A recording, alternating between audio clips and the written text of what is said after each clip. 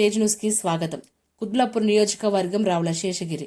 కుత్బుల్లాపూర్ నియోజకవర్గం గాజుల రామారం డివిజన్ పరిధిలో ఆర్కే లేఅవుట్లో డ్రైనేజ్ సమస్యలపై వాటర్ వర్కర్స్ అధికారులతో మరియు ఆర్కే లేఅవుట్ ప్రెసిడెంట్ హరికృష్ణతో కలిసి పాదయాత్ర చేసిన బీజేపీ నాయకులు గాజుల రామారం కార్పొరేటర్ రావుల శేషగిరి.